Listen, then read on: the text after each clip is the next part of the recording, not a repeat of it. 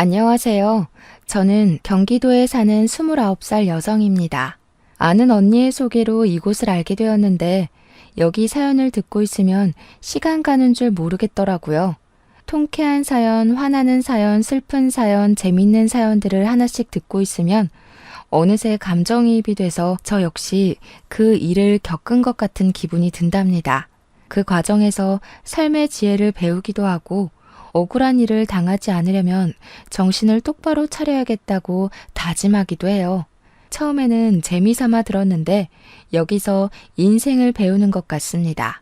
항상 듣기만 하다가 오늘은 여러분께 저의 경험을 공유해보고 싶어서 큰 마음 먹고 용기 내서 사연을 보내요. 일단 제 소개부터 해야겠네요. 우리 집은 의사 집안입니다. 저희 아빠는 종합병원 소아과 의사 선생님, 엄마는 같은 병원 산부인과 의사 선생님이세요.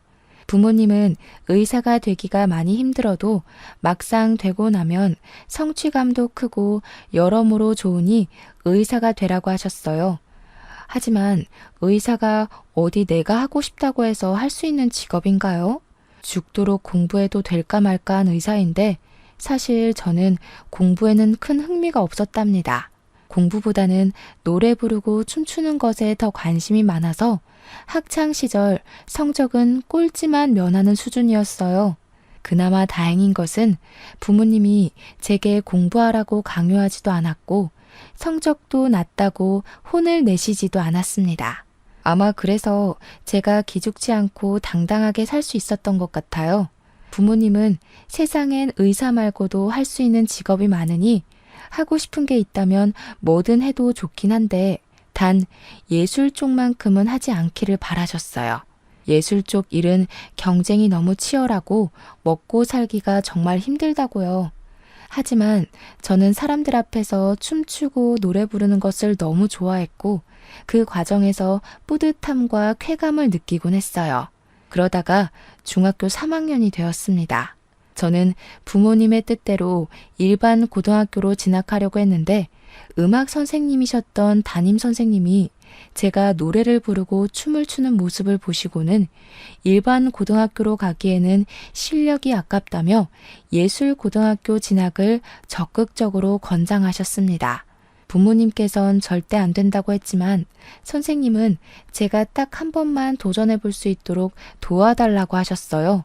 사실 저도 일반 고등학교보다는 예술 고등학교에 가고 싶던 터라 부모님께 한번 해보고 안 되면 깔끔하게 포기하고 공부만 하겠다고 하며 부모님을 설득했습니다. 어렵게 부모님께 허락을 받고 예술 고등학교 면접을 보러 갔는데 대기실에서 다른 친구들의 모습을 보니 노래도 잘하고 춤도 잘 추고 끼가 정말 많아 보였어요. 반면에 저는 일반 중학교에 다니고 제대로 노래나 춤에 대해 배워본 적이 없는 터라 같이 면접 보는 친구들과 너무 비교되었답니다. 그래도 쉽지 않게 얻은 기회이니 제대로 해보자 싶어 제가 할 수 있는 한 최선을 다해 면접을 봤어요. 하지만 제가 스스로 생각하기에도 너무 부족해 보였답니다. 역시 나는 안 되겠다고 생각하고 부모님도 저도 깔끔하게 포기했는데 며칠 뒤 놀랍게도 합격했다는 연락을 받았어요. 그렇게 얼떨결에 예고에 입학하고 친구들과 함께 연습하며 실력을 쌓아 고등학교 졸업 후 수도권 4년제 대학교 뮤지컬과에 입학하게 되었답니다. 지금은 유명하지는 않지만 1년에 한 편에서 2편 정도는 조연으로 공연하는 뮤지컬 배우로 활동을 하고 있어요. 지금부터 1년 전 제가 원하던 공연의 오디션에 합격하여 정신없이 공연하고 있었습니다. 공연의 마지막 날 같이 무대를 섰던 배우, 무대 뒤에서 열심히 뛰었던 스태프들과 함께 회식했어요. 회식하다가 저와 친하게 지냈던 스태프 중에 한 분이 대기업에 다니는 자신의 형과 제가 잘 어울릴 것 같다며 한번 만나보라고 하더라고요. 솔직히 아직 나이가 20대이고 저는 소개팅으로 사람을 만나는 것보다는 오랜 기간을 두고 천천히 사람을 알아가는 것이 더 좋아서 싫다고 했습니다. 그러나 그분은 계속 자신의 형과 너무 잘 어울릴 것 같다며 만나보라고 했어요. 너무 거절하는 것도 예의는 아닌 것 같고 어차피 공연 끝난 직후에는 딱히 할 일이 없어서 소개팅하기로 했습니다.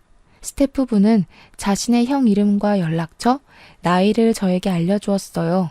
그의 이름은 이진영이었고 나이는 저보다 2살이 많았습니다. 연락처를 등록하니 카톡에 사진이 뜨길래 사진을 보니 외모가 배우 못지않게 잘생겼더라고요. 사실 스태프분은 조금 덩치도 크고 푸근한 이미지인데 형님은 서양적인 외모의 훈남이었습니다. 사진을 보고 있는데 이분한테 카톡이 왔어요. 간단히 인사를 하고 이런저런 이야기를 나눠보니 대화가 꽤 잘 통하는 기분이었습니다. 어쩌다 보니 통화까지 했는데 목소리도 배우처럼 너무 좋고 신뢰감이 가는 목소리였어요. 우리는 그날 뒤로도 계속 연락하다가 드디어 만나기로 한 토요일이 되어 약속한 카페로 갔습니다. 카페에 가니 사진과 똑같이 생긴 남자분이 창가에 앉아 있는데 뭔가 가슴이 쿵 하고 내려앉더라고요. 정말 거짓말 하나 보태지 않고 진영 씨 머리 위에 핀 조명이 있는 것처럼 그 사람만 밝아 보였어요. 처음 보는 자리라 많이 어색할 줄 알았는데 그 전에 카톡도 하고 전화도 해서 그런지 막 어색하지는 않았고 그저 기분 좋은 떨림과 설렘만이 가득했답니다. 진영 씨는 좋아하는 일로 재밌게 돈을 버는 저를 부러워했고 저는 진영 씨가 정해진 월급이 매달 들어오는 것이 부러웠어요. 이렇게 첫날은 서로를 부러워하기도 하고 대단하게 생각하기도 하며 저는 진영 씨를, 진영 씨는 저를 알아가는 시간을 가졌습니다. 그리고 다음 날에 또 만나기로 약속했어요. 다음 날에는 오전부터 만나서 같이 영화도 보고 밥도 먹었습니다. 우리가 돈가스를 먹으러 갔는데 직원분이 실수로 뜨거운 수프를 진영 씨의 옷에 쏟았습니다. 솔직히 뜨겁고 옷도 더러워져서 짜증이 났을 텐데 그래도 웃으면서 괜찮다고 하는 모습이 참 좋아 보였어요. 그리고 음식점 직원분들한테 존댓말 쓰며 친절하게 대하는데 따뜻한 사람이라는 생각이 들더라고요. 그 뒤로도 우리는 종종 만나 데이트도 하고 함께 공연도 보러 다니고 등산도 같이 했습니다. 사실 저는 등산하는 것을 좋아하는데 제 또래 친구 중에 등산을 좋아하는 친구가 하나도 없었어요. 그런데 진영 씨가 등산을 좋아한다는 거예요. 저처럼 등산을 좋아하는 제 또래는 처음이라 신기하기도 하고 이게 바로 인연인가 싶기도 했습니다. 이렇게 매일 연락을 하고 일주일에 한 번은 같이 시간을 보내며 서로에 대한 호감을 쌓아갔고 결국 연인이 되었어요. 저와 진영 씨는 모든 면이 잘 맞았는데 딱 2가지가 거슬렸어요. 첫 번째는 저녁만 되면 연락이 아예 되지가 않았습니다. 하루는 너무 답답해서 왜 저녁만 되면 연락이 되지 않냐고 물으니 집에 부모님이랑 같이 있기도 하고 저녁 때는 이것저것 공부도 해서 연락하기가 힘들다는 거예요. 처음에는 조금 이해가 가지 않았지만 어른들과 같이 살기도 하고 본인의 미래를 위해 공부도 해야 하니 그럴 수도 있겠다고 생각했어요. 그리고 2번째는 데이트하는데 휴대전화를 자주 받습니다. 도대체 무엇을 보고 있는지 물어보니 코인에 투자해서 돈을 벌고 있대요. 저는 코인에 투자하다가 잘못되면 다 잃는 거 아니냐고 했는데 소액으로 공부해가면서 조심히 하고 있어서 그동안 손해본 것은 없다고 했습니다. 그래도 제가 걱정을 하니 진영 씨는 요새는 월급만으로는 살 수 없다며 투자도 해야지 돈을 번다고 했어요. 그러면서 빨리 돈을 많이 모아서 저와 결혼하고 싶다고 하더라고요. 사실 우리가 만난 지 얼마 되지 않았기에 그때는 결혼이라는 단어가 참 부담스러웠습니다. 하지만 만나면 만날수록 대화가 잘 통했고 같이 있으면 재밌었기에 진영 씨를 향한 제 마음이 점점 더 깊어져 갔어요. 진영 씨 역시 저에 대한 마음이 깊어졌는지 저에게 결혼 이야기를 계속했습니다. 결국 우리는 만난 지 6개월 만에 결혼까지 생각하고 집에 정식으로 인사드리게 되었어요. 먼저 진영 씨가 우리 집으로 인사를 드리러 왔는데 저의 부모님은 제가 일정하게 정해진 급여를 받는 직업이 아니다 보니 남편은 일반 회사원을 만났으면 좋겠다고 생각하셨는데 딱 그런 사람을 데리고 오니 너무 좋아하셨어요. 이어서 제가 진영 씨의 집으로 인사를 드리러 갔는데 진영 씨의 부모님은 우리 가정에 연예인이 들어오냐며 아주 많이 반가워하셨답니다. 그런데 진영 씨의 집을 구경하다가 보니 진영 씨의 방에 살림살이나 옷이 거의 없더라고요. 사람이 사는 방인데 너무 허전해 보여서 왜 이리도 뭐가 없냐고 물으니 조금 당황해하는 것 같았습니다. 처음에는 대답하지 않으려 하다가 제가 계속 물어보니 사실 자기가 방에 짐을 두는 것을 싫어해서 다 다락방에 넣어놨다고 해요. 그리고 원래부터 패션에 관심도 많이 없고 회사만 다니다 보니 옷도 거의 없다고 했죠. 제가 남자 형제가 없어서 잘 모르기는 하지만 뮤지컬을 할 때 남자 배우나 스태프분들을 보면 거의 매일 똑같은 옷을 입고 오긴 했습니다. 그 모습을 생각해 보니 진영 씨의 방이 이렇게 허전한 게 이해가 가더라고요. 아무튼 우리는 문제없이 결혼 승낙을 받았고 이제는 예비 남편이 된 진영 씨와 저는 함께 결혼을 준비하기 시작했습니다. 먼저 우리의 신혼집과 혼수를 어떻게 마련할지에 대해서 이야기했어요.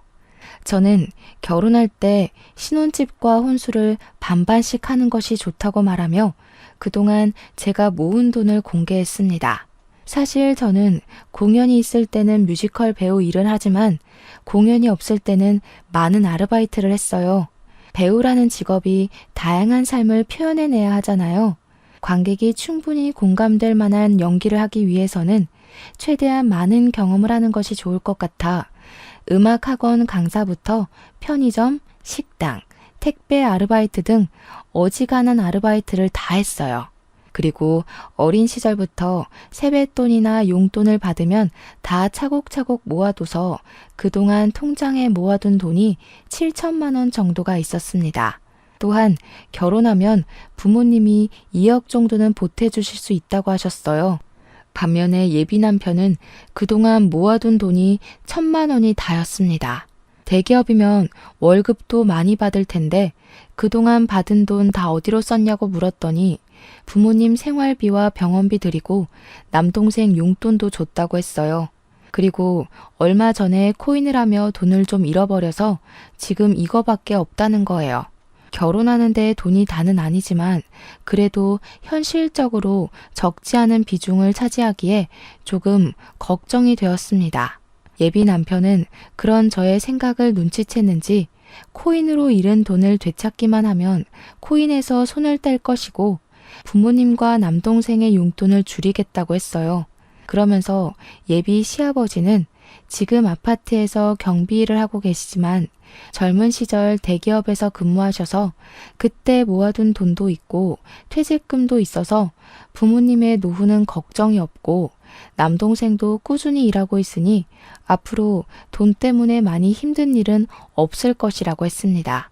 저는 예비 남편이 모은 돈이 생각보다 너무 없어서 조금 걱정되긴 했지만 부모님의 노후 걱정은 하지 않아도 된다고 하고 예비 남편은 대기업에 다니니 큰 문제가 없다고 생각했어요. 신혼여행은 예비 남편이 회사 일이 바빠서 계속 연락을 주고받아야 하니 외국은 안 될 것 같고 제주도로 가자고 했습니다.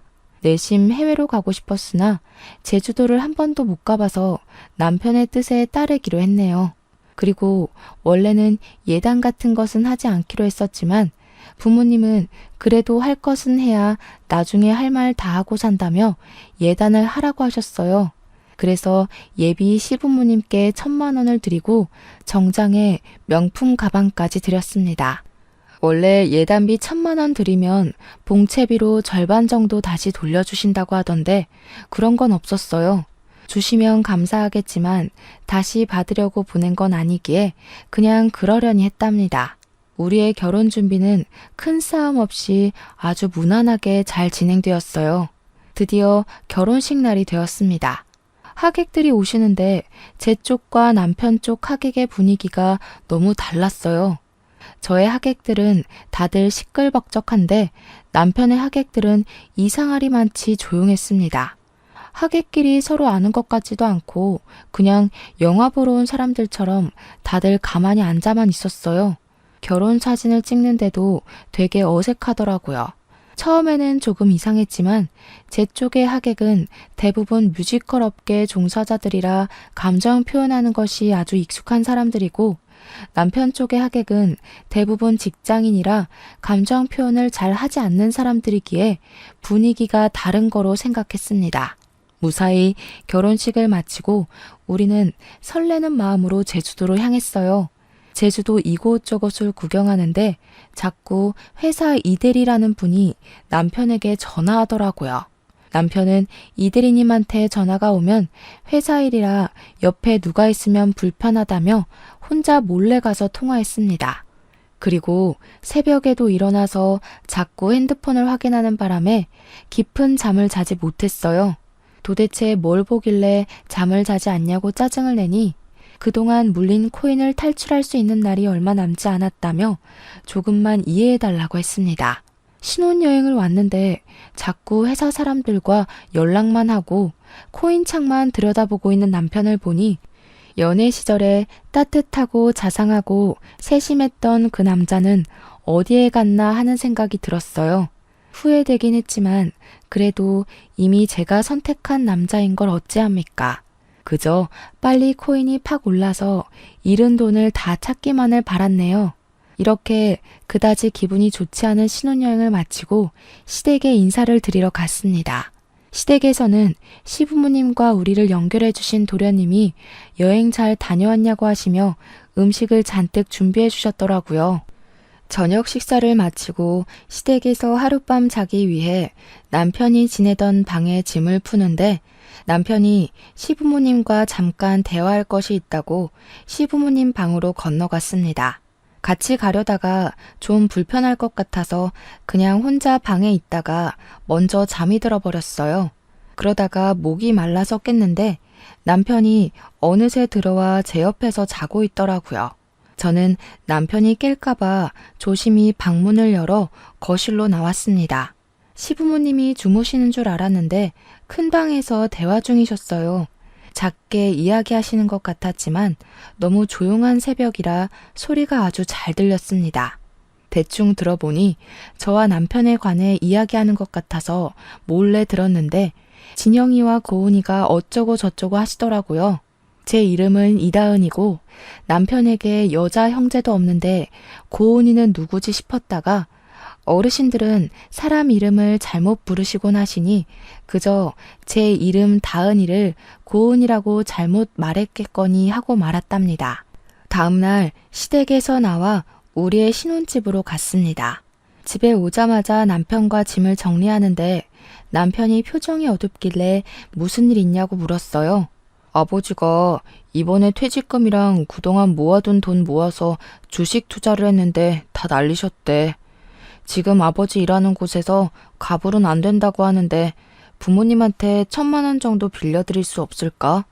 아버지 월급으로 생활비가 조금 부족해서 그래. 주식 투자? 하나도 남기지 못하고 다 날리신 거야? 1,000만 원이 적은 돈도 아니고 꽤 큰 돈인데 그걸 어떻게 빌려드려. 그리고 예단비 1,000만 원 얼마 전에 드렸잖아. 그 돈으로는 뭐 하신 건데? 예단비 1,000만 원까지 다 주식에 넣으셨나 봐.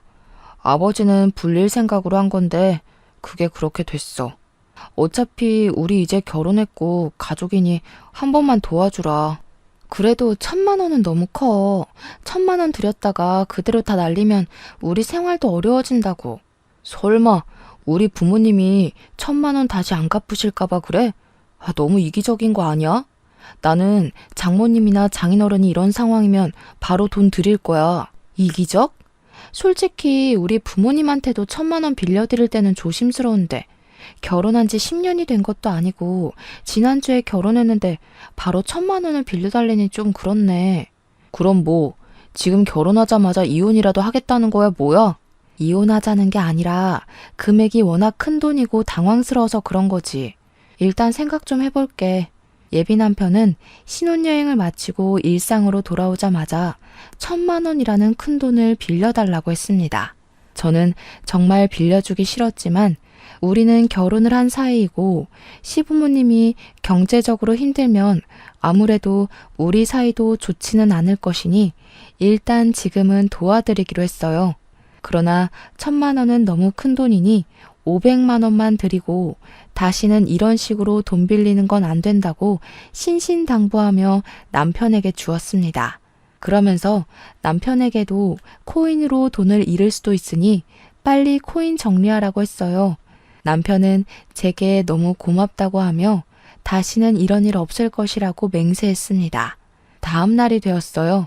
남편은 회사에 출근하고 저는 집에서 혼자 신혼집 청소를 하고 있었습니다. 집에 있는데 시어머니가 반찬을 가득 챙겨서 오셨어요. 아무래도 제가 음식을 하지 못할 것 같아서 반찬 좀 몇 개 만들었다고 하시며 냉장고에 넣고 바로 가실 것이라고 했습니다. 만들어주신 반찬을 건네받았는데 게장이 있더라고요.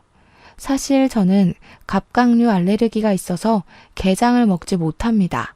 어머니, 사실 저 갑각류 알레르기가 있어서 게장을 먹지 못해요. 생각해서 해주셨는데 못 먹어서 어째요? 갑각류 알레르기? 너 저번에 식당에서 게장 나왔다고 엄청 좋아했잖아. 네? 제가 어머니와 같이 식당에 갔던 때는 상견례 때뿐이었고 거기서는 게장이 나오지 않았었는데요. 그랬지. 내가 다른 아이랑 착각했나 보다. 게장은 다시 들고 가마. 내가 갑자기 은행에 갈 일이 있어서 나 간다. 청소 열심히 하렴. 저는 차나 커피라도 드리려고 했는데 시어머니는 후다닥 나가버리셨습니다. 그런 시어머니의 모습을 보니 기분이 묘하더라고요. 전날 시댁에서도 그러고 오늘도 그러고 시댁 가족들과 남편 모두 저한테 뭔가를 숨기는 것 같았거든요. 그런데 그 뒤로 남편의 행동은 너무 수상하고 이상했습니다. 일단 제가 혼인신고를 하자고 했는데 자꾸 바쁘다는 핑계로 나중에 하자고 했어요. 혼인신고 말만 나오면 자꾸 뒤로 미루자고 늦게 해도 상관없다고 했습니다. 또한 남편은 연애 시절부터 지금까지 회사 지인들이나 친구들을 제게 한 번도 소개해주지 않아서 남편 주변에 아는 사람이라곤 시부모님과 도련님밖에 없었어요. 그리고 우리는 신혼인데도 남편이 집에 잘 들어오지 않았습니다. 일주일에 3번은 들어오지 않았는데 그 이유는 야근하고 너무 늦어서 회사 당직실에서 잠을 잔다는 거예요. 대기업이라 월급을 많이 주니까 그만큼 일을 많이 부려먹는구나 싶다가도 결혼 전에는 야근을 한 번도 안 하던 남편이 결혼 후 자꾸 야근한다니 뭔가 서운하더라고요. 하지만 그래도 우리의 미래를 위해서 열심히 돈을 벌고 있다고 생각하며 남편에게 서운한 내색은 하지 않았습니다. 그렇게 한 2주일이 지났어요. 그날도 야근하느라 밤에 집에 못 오고 회사 당직실에서 잔다는 남편을 위해 정성스럽게 도시락을 만들어 몰래 회사 앞으로 갔습니다. 5시 반에 회사 앞에 도착해서 남편에게 전화했는데 일하느라 바쁜지 전화를 받지 않더라고요. 회사 앞에 작은 공원이 있어서 그 앞에서 기다리다가 6시가 되어 사람들이 많이 나오는데 그 사이에 남편이 있는 겁니다. 처음에는 저녁을 먹으러 가나 했는데 가만히 보니 가방을 들고 누가 봐도 퇴근하고 있는 모습이었어요. 저한테는 분명히 야근하고 당직실에서 잔다고 했는데 그런 모습으로 나오니 뭔가 이상하더라고요. 저는 어디로 가는지 몰래 뒤따라가 보려고 했으나 남편이 먼저 저를 발견해 버렸습니다. 남편은 저를 보고는 못 볼 것을 본 것처럼 깜짝 놀라더라고요. 저는 남편한테 오늘 야근한다더니 어디 가느냐고 물었습니다. 남편은 잠깐 말을 잇지 못하다가 할 말이 있었다고 하며 카페로 저를 데리고 갔어요. 카페에 자리를 잡고 앉아 진지한 표정을 지으며 하는 말이 시어머니가 지금 자궁암에 걸렸다는 겁니다. 원래 몸이 좋으시지는 않았는데 최근에 아버지가 주식으로 전 재산 다 잃고 나서 자궁암까지 걸렸다고 했어요.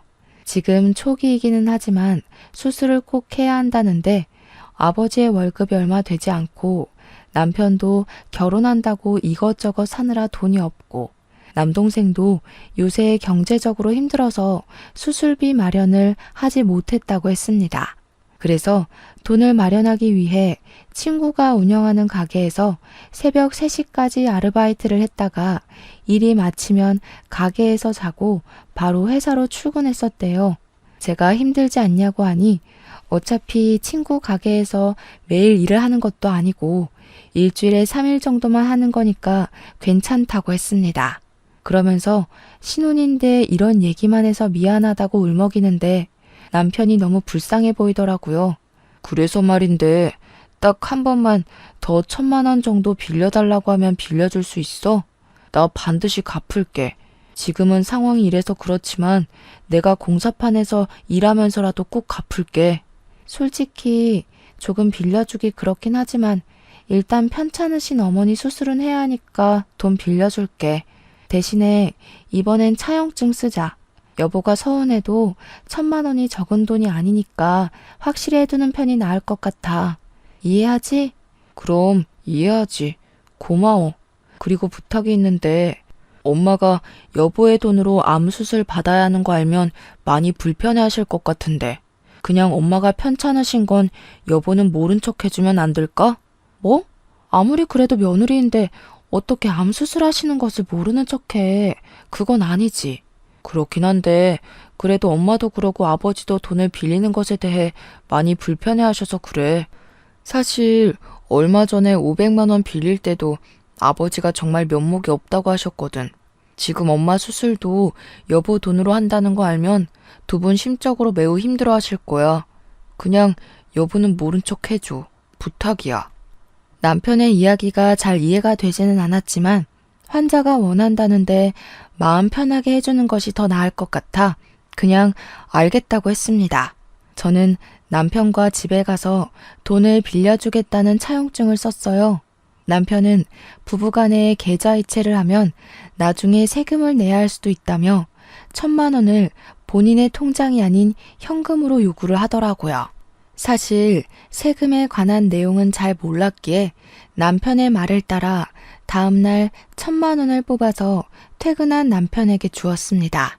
남편은 돈을 보며 너무 고맙다고 하고 엄마한테 말씀드려야겠다고 시댁에 간다고 했어요.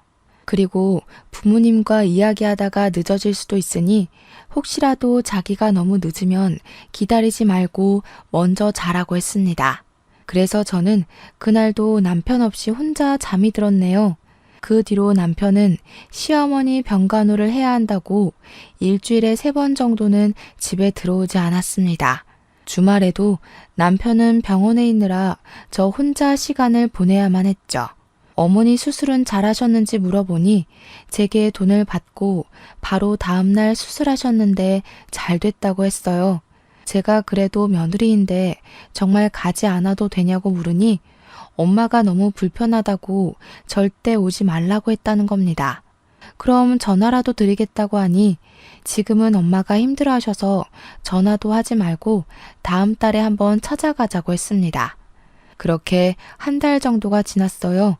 뮤지컬 오디션 공고가 떠서 오디션 준비를 하는데 소아과에서 근무하시는 아빠한테 전화가 왔습니다. 제가 전화를 받자마자 대뜸 아빠는 혼인신고 했냐고 물으셨어요. 남편이 바빠서 혼인신고는 하지 않았는데 왜 그러시냐고 물었더니 병원에 5살 정도 되는 남자아기가 입원했는데 남편이랑 너무 똑같이 생겼다는 것이에요. 세상에 닮은 사람들이 많이 있으니 그럴 수도 있다 치지만 문제는 이 아이의 차트를 보니까 세대주가 남편 이름, 즉 이진영으로 되어 있다고 합니다. 회진을 돌 때마다 항상 엄마만 있어서 이 아이의 아빠는 보지 못했지만 뭔가 느낌이 이상하다는 거예요. 병원에 있으면서 한번 예의주시하며 볼 테니 저도 혼인신고는 하지 말고 그냥 있으라고 하셨어요. 일단 알겠다고 하고 끊었는데 제 눈으로 확실히 확인해 봐야겠다는 생각이 들어 아빠가 근무하시는 병원으로 달려갔습니다. 아빠가 말씀하셨던 아이를 보니 정말 남편이랑 너무 똑같이 생겼더라고요. 그리고 아이의 엄마로 추정되는 여자는 지쳐 보였습니다. 저는 아이 엄마에게 다가가서 혹시 이진영이라는 사람을 아시느냐고 하며 남편과 저의 결혼 사진을 보여줬어요. 그랬더니 깜짝 놀라며 우리 아이 아빠인데 당신은 누구시냐고 물었습니다. 순간 시부모님이 결혼식 후 시댁에 갔을 때 밤에 고은이라는 이름을 말했던 것이 기억났어요. 그리고 남편이 신혼여행 때 이대리라는 사람과 계속 연락했던 기억이 나서 혹시 이름이 이고은 씨가 맞냐고 물어봤는데 맞는다는 거예요. 그래서 저는 얼마 전에 이진영이라는 사람과 결혼을 했는데 유부남의 아이까지 있는 줄은 전혀 몰랐다고 말씀드렸습니다. 고은 씨는 절망감에 손을 떨며 남편에 관해 이야기하는데 내용이 정말 충격적이었어요. 고은 씨는 6년 전에 남편과 결혼을 했었습니다. 그 당시 고은 씨의 친정은 사업이 아주 잘 되고 있었기에 결혼하면서도 거액의 예단을 줬고 고은 씨의 친정에서 둘이서 살라고 좋은 집도 마련해 줬다고 해요. 그렇게 결혼을 하고 1년 후 아이도 낳았습니다. 그때는 남편이 고은 씨의 친정에 자주 가서 고은 씨의 부모님과 남편이 아주 잘 지냈답니다. 고은 씨의 부모님은 아들 하나 생긴 것 같다며 남편이 갈 때마다 용돈을 많이 주셨대요. 그리고 시부모님의 생신이나 명절날이 되면 고은 씨의 친정 부모님은 명품 옷, 가방이나 좋은 음식들을 항상 드렸다고 했습니다. 중간에 시어머니가 자궁에 혹이 있어서 수술해야 하는 상황이 왔는데 그 수술비도 다 드리고 시아버지가 주식 투자해서 돈을 날렸는데 그때도 도와주셨다고 해요. 그런데 2년 전 고은 씨의 아버지가 사기를 당해 사업이 쫄딱 망해버렸어요. 순식간에 고은 씨의 친정은 빚더미에 올랐고 그 뒤로 남편은 집에 거의 들어오지 않았다고 해요. 그러더니 1년 정도 전부터 일주일에 2번 들어올까 말까 하며 이혼하자고 말을 했답니다. 하지만 고은 씨는 이제 5살밖에 안 된 아들에게 이혼 가정을 만들어주고 싶지 않아서 버티고 있다고 하더라고요. 가만 얘기를 들으면서 상황을 보니 남편과 그 가족들은 부자였던 고은 씨 집에 돈을 보고 결혼했다가 고은 씨 친정의 사업이 어려워져 더는 돈이 나올 구멍이 없어 보이자 저로 갈아탔던 것입니다. 사실 이전 뮤지컬 할 때 배우와 스태프분들이 우리 부모님이 의사이고 부유하게 살았다는 것을 알고 있었어요. 뮤지컬 스태프였던 도련님 역시 그 사실을 알고 있었고 그래서 저한테 의도적으로 접근해서 자기 형을 소개해주면서 저의 돈을 야금야금 뺏어가려고 한 것이었습니다. 이 모든 사실을 알게 되자 너무 화가 났어요. 그리고 이제야 남편의 수상했던 모든 행적이 이해가 되기 시작했습니다. 연애 때 밤만 되면 연락이 되지 않았던 것은 부모님이 아니라 고은 씨 집에 있느라 연락이 되지 않았던 것이었어요. 결혼식 때 하객들이 그리 어색했던 것은 실제 지인들이 아니라 하객 아르바이트를 하는 사람들이었기 때문이었고 제주도 신혼여행 때 계속 연락하던 이 대리는 회사 사람이 아니라 바로 내 앞에 있는 이분이었습니다. 아버지의 주식 투자로 전 재산을 날렸다는 것도 어머니께서 암 수술을 받으시는 것도 제 돈을 뜯어내기 위한 남편과 그 가족들의 거짓말이었다는 생각이 들었어요. 고은 씨는 표정이 굳은 저에게 혹시 어떻게 진영 씨와 결혼을 하게 되었냐고 물었습니다. 그래서 제가 남편과 만나고 결혼까지 한 모든 상황을 설명해 주니 고은 씨는 이혼하자길래 대충 다른 여자가 생긴 것 정도는 알고 있었지만 이렇게 결혼식까지 해서 이미 가정을 차렸을 줄은 몰랐다고 했어요. 저와 고은 씨는 남편의 이중 생활에 너무 충격을 받아 한동안 말을 잇지 못했고 분노했습니다. 저는 일단 아이가 아프니 퇴원 후 연락 달라고 하고 우리 둘이 연락처를 서로 교환했어요. 고은 씨와 헤어진 후 먼저 아빠한테 이 모든 상황을 말씀드렸습니다. 아빠는 어떻게 사람이 이럴 수 있냐고 뭐라고 하시고 어차피 혼인신고 안 했으니 당장 갈라서라고 하셨어요. 저도 당장 갈라서야겠다고 생각은 했지만 이전에 빌려준 돈이 있어서 돈은 받고 헤어져야겠다고 했습니다. 그랬더니 아빠는 돈을 왜 함부로 빌려주냐고 하시며 일단 정확하게 어떻게 해야 돈을 받을 수 있는지에 대해 상담을 해보라며 아는 변호사를 추천해 주셨어요. 변호사님과 상담하고 집에 가서 제 짐과 변호사님의 조언대로 사실혼 관계였음을 입증할 각종 사진과 서류를 챙겨서 신혼집에서 나왔습니다. 바로 친정으로 가려다가 잠깐 시댁에 들렸어요. 어머니가 진짜 수술을 하신 것인지 아닌지 제 눈으로 똑똑히 확인하고 싶었거든요. 시댁에 가니 친구분이 시어머니를 뵈러 오셨길래 인사를 드리고 시어머니께 몸은 괜찮으시냐고 물었습니다. 그랬더니 시어머니는 아주 당황하시며 우물쭈물 하시더라고요. 그 모습을 보시던 시어머니 친구분은 며느리가 시어머니를 이렇게 챙겨줘서 시어머니가 건강하신가 보다고 하셨습니다. 저는 아니라고 하며 얼마 전에 시어머니 수술하셨는데 병원에 가보지도 못한 며느리라고 하니 친구분은 2주 전에 지방으로 여행을 다녀왔는데 무슨 소리를 하느냐고 하시더군요.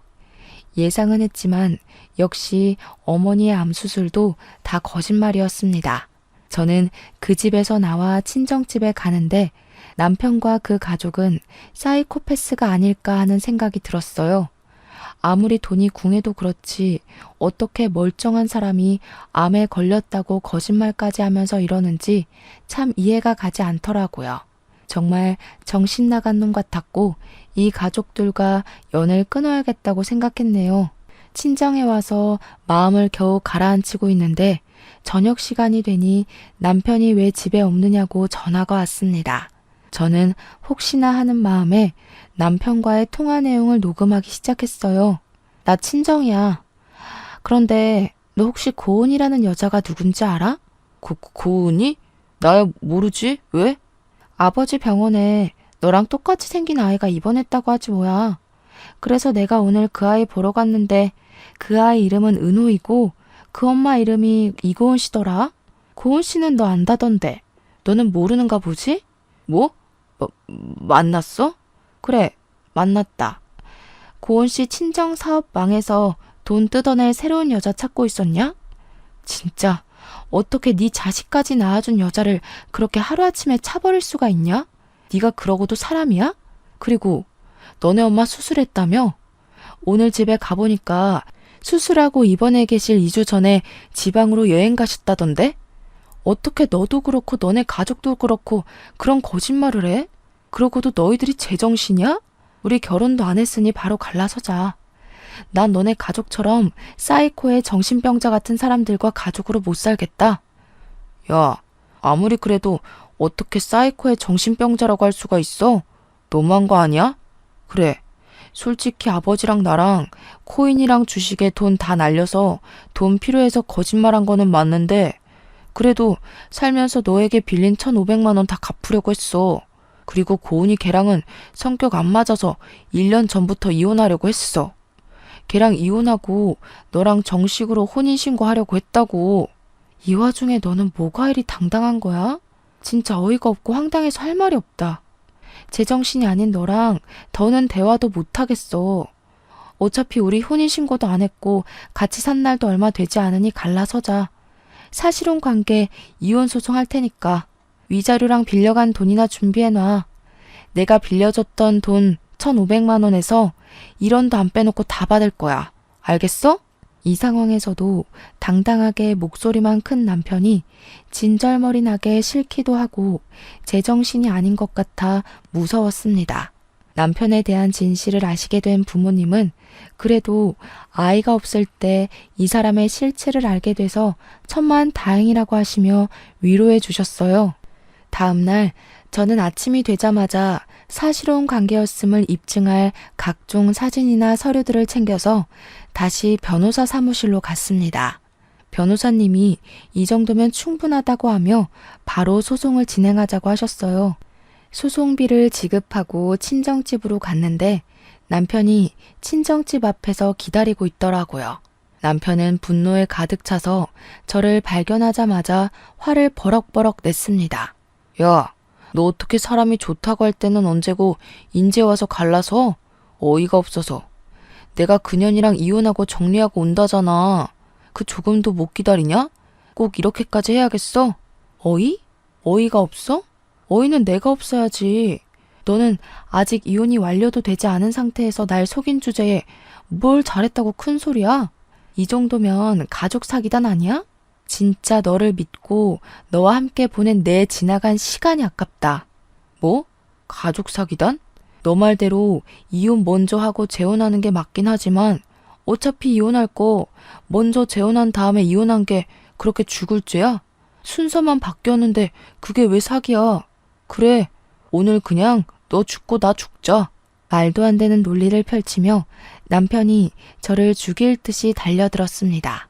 정말 사람이 눈이 뒤집혀서 생 난리를 치는데 이러다가 제가 죽을 것 같다는 생각이 들더라고요.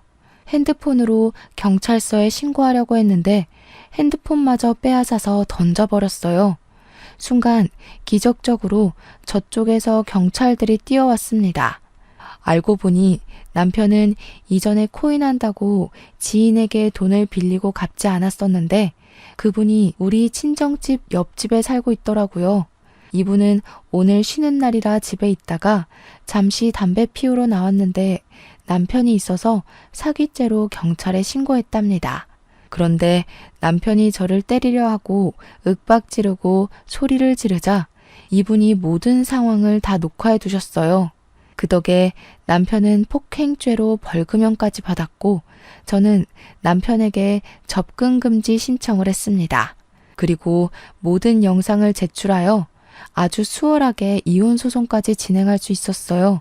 남편의 과실이 확실하고 같이 산 날이 2달 정도밖에 되지 않아서 재산 분배고 뭐고 할 것도 없더라고요. 그리고 저는 빌려줬던 1,500만 원과 함께 위자료도 받았답니다. 저의 상황이 다 해결되고 나니 고은 씨가 생각이 나서 한번 연락해봤어요. 고은 씨도 이혼하고 다달이 아들 은호의 양육비는 물론 위자료까지 받기로 했대요. 그렇게 무사히 이혼하기는 했는데 저와 고은 씨는 생각하면 할수록 너무 억울하고 화가 났어요. 이런 인간은 다시는 사회에 나오지 못하도록 해야겠다 생각했습니다. 그래서 이름과 보낸 사람 주소 없이 남편의 실체를 알리는 투서를 남편의 회사로 보냈어요. 2집 살림을 한 내용부터 저를 때리고 폭행하려고 했던 동영상까지 USB에 담아서요. 그리고 우리 집 돈을 뜯어먹을 불순한 의도로 자신의 형을 소개해준 남편의 남동생도 다시는 뮤지컬 업계에서 일하지 못하게 여기저기 소문을 퍼뜨렸습니다. 솔직히 이런 사람들에게 속아 넘어간 저 자신이 너무 미련하고 바보 같아서 말하기 참 부끄럽지만 그래도 그 집이 다시는 일어서지 못하게 하고 싶었어요.